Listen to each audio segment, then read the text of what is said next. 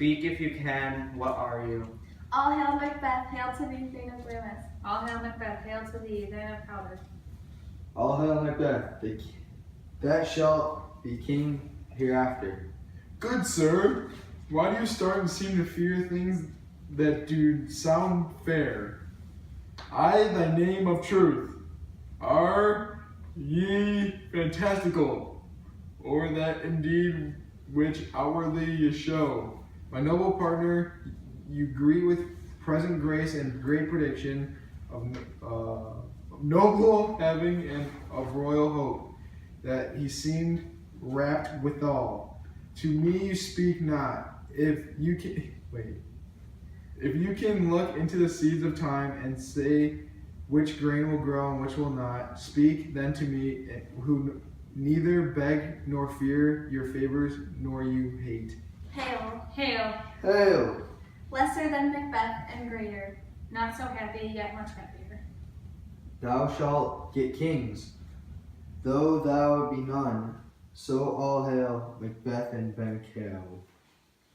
Banquo and Macbeth, all hail. Stay, you imperfect speakers, tell me more. By Sinel's death I know I am Thane of Glamis, but how of Cawdor?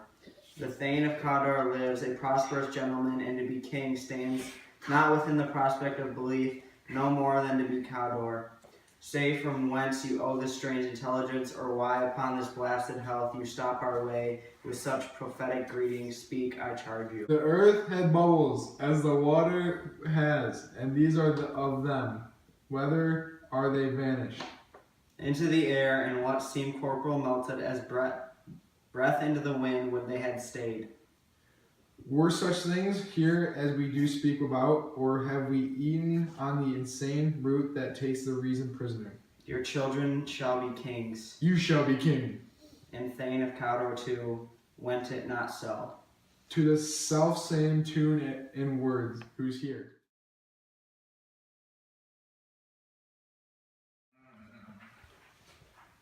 In the lines we chose, it shows the importance of how Macbeth's character is altered. By the words of the witches, they explain to him that he will eventually be king and that he will have all the power. At first, Macbeth is in shock, but then he begins to gain confidence and his want to become king becomes greater. Therefore, him and Lady Macbeth begin planning to kill Duncan so Macbeth can be king faster.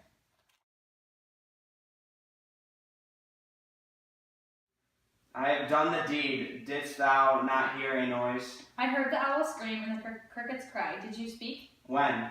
Now. As I descended? Hey. Hank, who lies at second chamber. Donald Blaine. This is a sorry sight. A foolish thought to say a sorry sight. There's one did laugh in sleep, and one cried, murder, that they did wake each other. I stood and heard them, but they did say their prayers and addressed them again to sleep. There are two lodged together. One cried, God bless us, and amen. The other, as they had seen me with the hangman's hands, listening their fear, I could not say amen when they did say, God bless us. Consider it not so deeply. But wherefore could not I promise amen? Needed God's blessing. I had most needed a blessing, and amen stuck in my throat. These deeds must not be thought after these ways, so it will make us mad. Meth thought I heard a voice cry, sleep no more. Macbeth does murder sleep. The innocent sleep, sleep that knits up the raveled sleep of care, the death of each day's life, sore labor's bath, balm of hurt minds, great nature's second course, chief nourisher in life's feast. What do you mean? Still it cried, sleep no more, to all the house. Glamis hath murdered sleep, therefore Cawdor shall sleep no more, Macbeth shall sleep no more. Who was it that thus cried? Why, worthy Thane, you do unbend your noble strength to think so reigns quickly of things. Go get some water and wash this filthy witness from your hand. Why did you bring these daggers from this place? They must lie there. Go carry them and smear the sleepy grooms with blood. I'll go no more. I'm afraid to think what I have done. Look on't again, I dare not. Infirm of purpose, give me the daggers. The sleeping and the dead are but as pictures. 'Tis the eye of childhood that fears a painted devil. If he do bleed, I'll gild the faces of the grooms withal, for it must seem their guilt.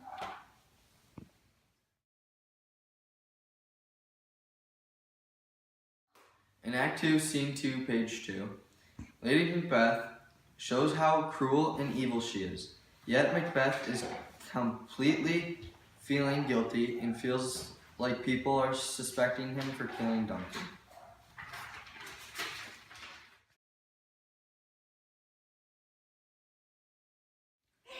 My lord, his throat is cut that I did for him. Thou art the best of cutthroats, yet he's good that did the like for Fleance. If thou didst it, thou art the non-peril. Most royal sir, Fleance is escaped. Then comes my fit again. I held else been perfect, whole as the marble, founded as the rock, as broad and general as the casting air. But now I'm cabined, cribbed, confined, bound into saucy doubts and fears, but Banquo's safe. My good lord, safe in a ditch he bides, with 20 trenched gashes on his head, the least of death to nature. Thanks for that. There the grown serpent lies, the woman that's fled, hath nature that in time will venom breed, no teeth for the present, get thee gone, tomorrow we'll hear us ourselves again. My royal lord, you do not give the cheer, the feast is sold that is not often vouched, while 'tis a making, 'tis given with welcome, to feed were best at home, from fiance the sauce to meat is ceremony, meeting were bare without it. Sweet remembrancer, now good digestion wait on appetite and health on Please, your both. highness, sit.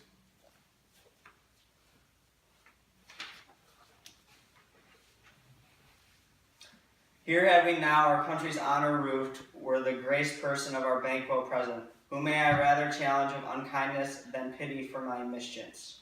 His absence, sir, lays blame upon his promise. Pleasn't your highness to grace us with your royal company. The table's full. Here's a place reserved, sir. Where?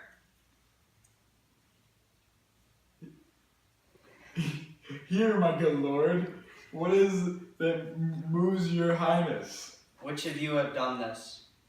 What, my good lord? Thou canst not say I did it, never shake thy gory locks at me. See.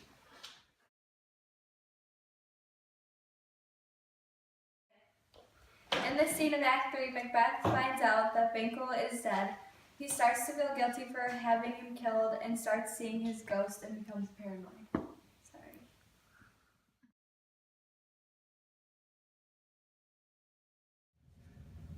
Beat their comfort, we are coming thither. Gracious England hath let us good Seward and 10,000 men, an older and a better soldier none that Christendom gives out. Would I could answer this comfort with the like, but I have words that would be howled out in the desert air, where hearing should not latch them. What concern they? The general cause, or is it for grief due to some single breast? No mind that's honest, but in the share some woe. Though the main part pertains to you alone. If it be mine, keep it not from me. Quickly let me have it. Let not your ears despise my tongue forever, which shall possess them with the heaviest sound that ever yet they heard. I guess at it. Your castle surprised, your wife and babes savagely slaughtered, to relate the manner whereon the quarry of these murdered deer to add to the death of you. Merciful heaven, what man, ne'er pull your hat upon your brows, give sorrow words. The grief that does not speak whispers the fraught heart and bids it break. My children too? Wife, children, servants, all that could be found. And I must be from thence. My wife killed too? I have said. Be comforted. Let make us medicines of our great revenge to cure this deadly grief. He has no children, all my pretty ones. Did you say all? Oh hell kite, all? What, all my pretty chickens and their dam at one fell swoop? Despite it like a man. I shall do so, but I must also feel it as a man. I cannot but remember such things that were most precious to me. Did heaven look on and would not take their part? Sinful Macduff, they were all struck for thee. Not that I am, not for their own demerits, but for mine. Fell slaughter on their souls. Heaven rest them now. This tune goes manly. Come, go we to the king. Our power is ready. Our lack is nothing but our leave. Macbeth is ripe for shaking, and the powers above put on their instruments. Receive what cheer you may. The night is long that never finds a day.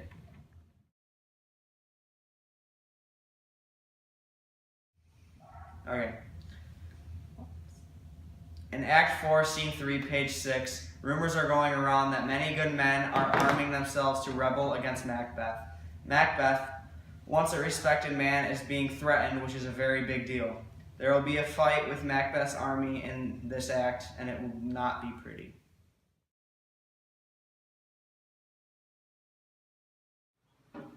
Why should I play the Roman fool and die on my own sword, while as I see lives the gaseous do better upon them?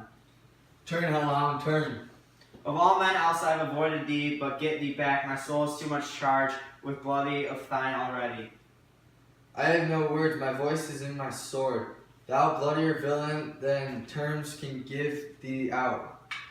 Thou lostest labor, and easy mice through the interchant air, with thy keen sword impress, as I make me bleed, let they fall thy blade. On vulnerable crest I bear a chambered life which must not yield to one woman born. Despite the charm, and let the angel whom thou still hast served tell thee Macduff was from his mother's womb untimely ripped. Accursed be that tongue that tells me so, for it hath cowed better part of a man, and these be judging friends no more believe. The palter with us double sense, that keep the promise to our ear, and break it out to our hope. I'll not fight with thee. Then yield thee, coward, and live to be the show and gaze. Oh, thy time will have thee, as our rarer monsters are, painted on a pole and under will. I will not yield to kiss the ground before young Malcolm's feet, and to be baited with Rabble's curse, though Burnham would become to Dune seeing. And thou oppose, being of no woman bored, yet I will try the last before my body. I throw my warlike shield, lay on Macduff, and damned be in the first prize, hold enough.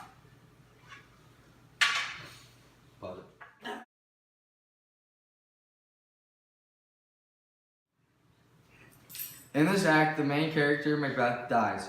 Macduff kills Macbeth because he finds out what Macbeth did, which was killing Banquo and King Duncan, so he could become king.